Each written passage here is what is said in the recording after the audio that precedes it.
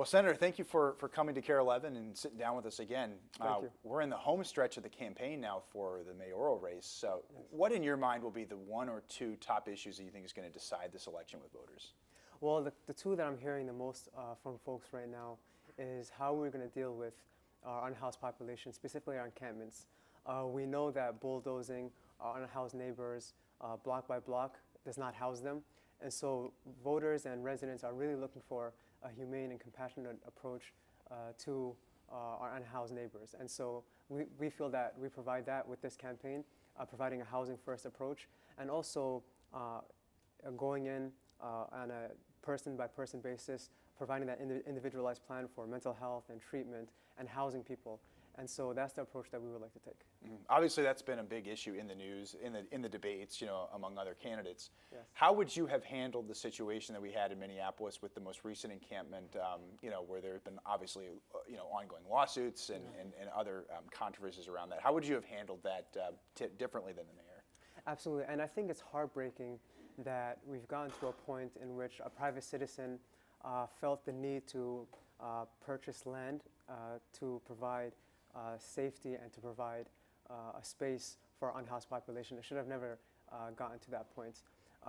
One of the most heartbreaking things that we heard is that 24 hours after there was a shooting in that encampment, folks their stuff were bulldozed, their belongings were thrown away. Again, people's social security cards and IDs were tossed. We heard a story about a mother whose child's ashes were thrown away. That's heartbreaking. That should never happen. That MPD and the mayor's staff should never take that inhumane approach. The approach I would have taken is one that's for long-term solutions, and that is making sure that we're going in, we're helping every single person. We know that we need to take a public health approach also because this is a public health crisis in which there are spreads of infectious diseases within our encampments.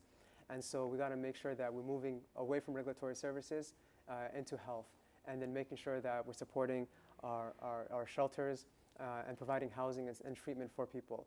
But we know the city cannot do that alone. It's going to take a cross-jurisdictional approach, working with our state and our county partners to make sure we get the funding we need for long-term solutions. Mm-hmm. When it comes to a public safety threat potentially, is there a circumstance where you would support clearing an encampment? Well, to that I would say that we know gun violence is a huge issue, not just for our encampments. We know that our public spaces are not safe. We know that our schools have not been safe. We know that our campuses. And so we need to address gun violence by passing also gun safety laws at the Capitol. And if the Capitol fails, then we need to make sure that as a city, we're doing our part to do things like banning assault weapons that are used for mass casualty events. I think that makes sense, and I think that most, if not all, people within Minneapolis are on board with that. But we want to make sure that and voters understand that when we say clearing encampments, the response is to where? Where are they going to go? And what we've seen time and time again is that encampments are propping up in another neighborhood next door. And so if there is a concern about violence or human trafficking or drug trafficking in this space in which you're clearing up, it's going to occur again in the next space. And so we want to make sure we're providing safety and dignity and housing for everyone. We don't want encampments. We're sure nobody wants encampments in the city, especially our unhoused neighbors. It's not fair to them. It's not fair to the neighbors. I've heard stories from mothers, for example, in East Phillips saying, I couldn't let my 6-year-old play in the front yard without picking up needles. That should not be happening. And so that's the approach that we would be taking. Mm. But as mayor, you wouldn't clear any encampments. Would it be a blanket policy for you? There's nowhere to clear them. There's nowhere for them to go. And so we can provide safety for them while they're there. We can provide sanitary stations. We can provide ways where there's safe needle storage, where there's ways in which they can wash up and get cleaned up. There's ways in which county workers and city workers can go in there and provide help for them. That's the approach I would take that would, again, provide long-term solutions into ultimately placing them into housing and going at it one by one until folks are given the services that they need. But we know, again, that as much as the mayor and his administration likes to do it, bulldozing encampments is not a solution. Mm-hmm. I'll switch gears now. This week, Governor Walz said that he wouldn't be surprised or thought it'd be logical that Minneapolis or Minnesota would be target of federal troop mobilizations from the Trump administration. Mm-hmm. If you were mayor of Minneapolis and that were to happen, how would you respond to a federal mobilization? Well, I would make sure that we're building a front line of defense as a city, protecting everyone, especially our most vulnerable populations. As the chair of the Senate Higher Education Committee, I've seen myself and heard stories myself of students, our undocumented students, getting picked off of campus, getting picked off sometimes dead of night by federal agents, by ICE, families not knowing where they are, lawyers not knowing where they're being detained. And there's a general sense of fear amongst college presidents and university presidents about intervening or providing that help out of fear of losing funding. And so now we're in a position in which a federal government is basically saying either sacrifice your values or lose state funding. And so we got to build that front line of defense and again, take that cross-jurisdictional approach with our county and with our state to make up any gap in funding in which the federal government is threatening us. But in terms of, in general, for example, our undocumented neighbors, there's a lot of boots on the ground organizations doing great work, doing things like know your rights trainings, providing legal counseling, organizations in which, like we saw on June 3rd on Lake and Bloomington, many elected officials heard from these organizations about their raid and not from the mayor or MPD, right? And so those are the type of approaches that we need to take as a city. The mayor, of course, was very critical of you and others, saying that you had jumped to conclusions about the purpose of what was actually happening. He had said it was disqualifying for you to make what they considered misleading claims about Chief O'Hara. How do you respond to that related to June 3rd? Well, no one has to take my word for it. Just last week, there was an email released that was public that showed ICE thanking Chief O'Hara and MPD for escorting them through the crowd, providing that assistance. And so assistance is collaboration. And what we learned from the city auditor's report is that, number one, we need to strengthen our separation ordinance and we need to build a better plan of how we were going to react to whenever the federal government or federal agents are coming into our city. And that includes notifying in a timely manner our city council members who are the direct link to our communities and making sure that they're able to disseminate that information in a timely way so folks can remain safe and remain vigilant. In retrospect, would you have changed your message at all, knowing that it didn't end up being anything for the purpose specifically of an immigration raid? Well, that day we also learned that the shop owner got picked up and detained by ICE. So that is a fact and a reality that did occur. Mm-hmm. When it comes to public safety, you mentioned Chief O'Hara. Would you retain Chief O'Hara if you were elected mayor? And I answered this question also at the last forum previously. And I think it would be irresponsible for us or myself to make that decision right now. I always say that no matter how passionate you feel about an issue, no matter how many differences there might be, that you have to make a decision, an informed decision. So I would work and speak with City Council. I would have a one-on-one with Chief O'Hara himself and communicate with community as well before making an informed decision. I know when we spoke over the summer, we talked about your philosophy on public safety, and you talked about mobile crisis teams and that sort of thing. Maybe tell us again for our viewers and for voters in Minneapolis, what do you support when it comes to public safety funding? Yeah, and what we need to have and what we heard loud and clear from residents is that when you're calling 911, that you get a timely response and an appropriate response. Not every single call warrants an armed officer. And we learned that also from the city reports showing that nearly half of 911 calls can be diverted away from MPD. And so knowing that, we got to beef up all alternatives like BCR, like our mental health workers. And so that also responds and clicks with what I've heard as a senator at the Capitol, with officers from different jurisdictions saying that we can't respond to every single call. We need help. And so when we free up those calls from them, they're able to both address violent crime, respond to those calls, but also focus on areas in which we've been not doing as great, like clearing the backlog of cases that have remained untouched, dealing with things like drug trafficking and human trafficking, because those are resources that are pulled away when officers are needed to respond to every single call. And I think that's the appropriate response to take, an approach to take. But we also have to mention that a lot of times residents are complaining when they call 911, either the call gets dropped, the call rings for way too long, or officers take too long to show up or don't show up at all. And so we need to improve those response times as well. We also know that there are 2 consent decrees that we need to implement, and we have to make sure that we have an accountable police force in which our neighbors and residents feel safe. Unfortunately, the mayor is trying to create an environment, or has been trying to create an environment, in which if you're pro-police accountability, then you're anti-public safety. And we know that's not the case. You know, obviously a lot has been made of, you supported the charter amendment that voters didn't pass 4 years ago, but you had also had some campaign literature that had the picture of the defund police. What is your stance on that? What would a police budget look like? Would you cut funding for the police department specifically? Well, the last 5 years, and I've heard this question also from our neighbors that unfortunately have been misinformed by the administration. The last 5 years, MPD has actually seen an increase in their police budget year after year after year to historic levels. But at the same time, we know when we talk about public safety, we need to invest better in these alternatives. That's why I worked really hard at the Capitol with our colleagues to bring in $19 million in public safety aid to do just that, to provide resources for those alternatives. And so our vision includes law enforcement and police that have the resources and ability to respond to violent calls, clear up the case backlog, address things like drug trafficking and human trafficking, but also knowing that since not every single 911 call warrants their presence, that we have these alternatives that are ready to go to respond to those calls. And we believe that's the right approach to take. But you disavow any slogans related to defunding the police or abolishing the police.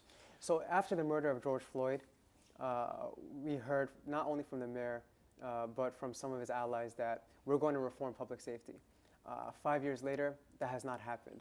And so when I speak to neighbors, whether they fall under the category of we need to add more police and increase the police budget, or the opposite side, whether they're defund or abolish, no matter where they fall on the spectrum, nobody's happy, right?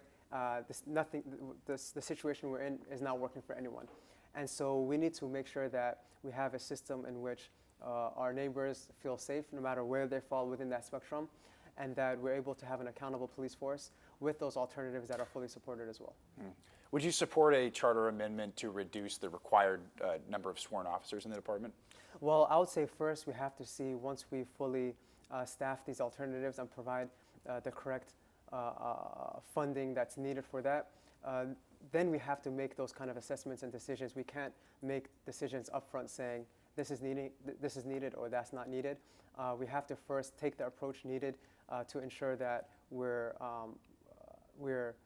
going towards our vision and our values as a city. And once that occurs, then we look back and say, okay, what is the data telling us? What are things that we can switch to make things better or work better? And I think that's the way we would operate under my administration. I want to ask you about rent stabilization. I believe you're the only candidate in the race that would support a measure after the voters obviously passed something related a couple of years ago. What would a rent stabilization policy look like in your view? Yeah, so in 2021, we had neighbors vote by a majority for our city to explore and to put together a plan around rent stabilization for our city to protect our renters within the city.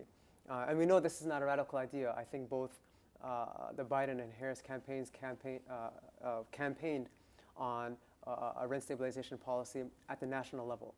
And so what we would want to work towards is partnering with community and with stakeholders around a policy that protects tenants, protects renters, and also learning from mistakes from other jurisdictions, what went right, what didn't go right, and see if we can put together a plan in which those protections can be put in place. How do you create a policy, though, that would not scare development away, that would not hurt the overall economic health of the city while putting in a stabilization policy? Absolutely. So that's why it'd be important to do the work to navigate and to partner with all stakeholders in this conversation. I know there's a lot of talk around some of the issues that occurred within St. Paul, for example, right? We can talk about a whole host of reasons why things went the way it went, from a national building shortage to inflation and so on. But I still think it's important to have those conversations with our neighboring jurisdictions and also with stakeholders to find out what we can do to make sure we're both incentivizing building. I think we can make that happen while at the same time protecting renters, with the understanding, by the way, that this is just one tool in the toolbox. This isn't the end-all, be-all. We have to do a whole host of things like passing TOPA, the Tenant Opportunity to Purchase Act, making sure that we're building more affordable housing for folks, and so on. So this is just one tool in the toolbox that would be pursued. Sure. Now, of course, running for mayor brings increased scrutiny, around your record. This station did a story about, your wife's connection to the Housing Stabilization Services, which of course has been in the news, led by our coverage. In retrospect, was it an ethical consideration for you? Why, from an ethical standpoint, was it okay for you to introduce legislation related to that while your wife had a company that, of course, she didn't bill for? Absolutely not. And I appreciate Carrie Levin mentioning that she never billed Medicaid, she never accepted any clients. And that was the truth. She formed an exploratory business in 2021 and never accepted any clients and never billed, never did any work on behalf or for that business. And so the business essentially never functioned. And so we introduced legislation that would do two things. Number one, clear the backlog of folks that needed to get the resources and help that they need. But number two, it was a program integrity piece because we knew DHS was unable to pursue folks that are doing things like overbilling or billing for folks that have passed away, for example, right? And providing case managers that are in the county with the ability to provide that oversight. Because there are more case managers and because they provide more hands-on assistance, they're able to catch those kind of things ahead of time. And so there was, we believe, no wrongdoing in introducing that legislation. But is it acceptable for a state senator with a personal connection to that industry and that topic to be introducing legislation that could potentially have a benefit? Two things. Number one, as a senator, we had no benefit because there was no business in which, and by the way, before the legislation was introduced, my wife filed to remove herself from the business a year in advance. That's number one. Number two, you'll always see instances in which legislators provide legislation for a whole host of reasons, including industries that they're a part of. Not for conflict of interest reasons, but for their constituents and for businesses. And so there was no conflict of interest or wrongdoing in this situation either. Just a couple more questions. Please, yes. There was a story published over the summer that I'm sure you're aware of that had some criticism around a questionnaire you filled out for DSA related to what were termed Zionist lobby groups. Why did you say you wouldn't affiliate with certain groups, including the JCRC, which has a major branch here in Minnesota? Thank you for that question. And so we know that what's occurring right now that has been occurring the last 2 years in Gaza has been heartbreaking. It's been a genocide, a humanitarian crisis. After October 7th, we were one of the first elected officials to call it a genocide, but also call for the release of the hostages and to make sure that there is a long-lasting peace within the Middle East. And so within that questionnaire, we responded towards some rhetoric around denial of what's actually occurring within Gaza, within Palestine in that conflict. But I did attend a JCRC event this past year around anti-Semitism, learning from them about the different definitions and where people fall within different categories of their understanding of that. And so my role as a legislator and my role as not just a candidate but as a senator involves working with and listening to everyone, regardless of whether you disagree with them or not. And I have a history of doing that as a senator, as a chair of the Senate Higher Education Committee, as a vice chair of Human Services, and that's something I would continue to do so as mayor. So despite indicating that on the questionnaire, you're saying you would work with not only JCRC but other Jewish community groups in Minneapolis? I would listen to all Jewish community groups or any group in general. We've seen right now in not just Twin Cities, nationwide, that there is a uptick in both Islamophobia and anti-Semitism. Just this past couple weeks, we've seen a mosque set on fire at Hassan Center. the other day, the same person returned back to that scene again. We've seen mosque bombings like in 2017 in Bloomington. We saw Temple Israel get vandalized just yesterday. And so I think we all play a role in ensuring that despite differences in opinions, that everyone has the right to practice their religion freely and peacefully and is free from any harm or violence. And that's the work that I would take on as mayor. Mm-hmm. Final question on that topic. There were two staffers mentioned in a Jewish Insider report and some of the rhetoric that they had had around the October 7th attack. Are those two people still on staff, and do you agree with the views that they expressed on social media? Well, that was something that occurred a few months ago. And so we have folks with a diversity of opinion on the staff and speaking what they believe is their truths within the issue that's going around the Palestine and Israel ongoing conflict in Gaza. And so the members are no longer also on staff. They've went on to continue other jobs. However, I do believe also freedom of speech plays a critical role in all of our discussions, and that folks have the freedom to express their values and their beliefs no matter people's differences. And I think that's something that we need to uphold. Mm-hmm. I'll move to the DFL endorsement situation, which of course has been kind of back and forth all summer. Do you accept the decision by the Minnesota DFL to have no endorsement in the race? I think it was a wrong decision to make. However, we did not challenge that. We continue to pursue the November election, door knocking tens of thousands of doors, phone banking tens of thousands of neighbors, 7 days a week, all 13 wards. And we're going to continue to do that work through November. Mm-hmm. I know there was a $500 fine levied against you. Could you explain to voters how that happened? Why not take quicker action to correct some of the campaign materials once the endorsement had been revoked? Yeah, and so the endorsement got revoked after some of the campaign literature and stuff got already printed and placed. We did our best to do things like cover up as many pieces with tape and so on. I appreciate the judge mentioning that there was no direct negligence or malice in our intentions, and that we needed to do a better job of just covering that up, and that's something that I accepted as a candidate, and continuing forward with that as well. Just my last question, as we get into closer and closer to Election Day, what's your final pitch to Minneapolis voters? When I speak to Minneapolis voters, they're ready for a new direction for our city. They want to make sure we have a city that's affordable and accountable to all of us. They want to make sure we have a public safety system in which serves all of our residents. And now that we have Trump back in office, we need a city that'll build that front line of defense against a hostile federal government. And we're that campaign to do so. Just like we won a majority of the delegates at the convention, we believe we're on pace to win this November, and I look forward to earning everyone's support, no matter where you fall on the spectrum of policing or encampments response. This campaign is for everyone and welcoming of everyone. And so I look forward to earning everyone's trust and support.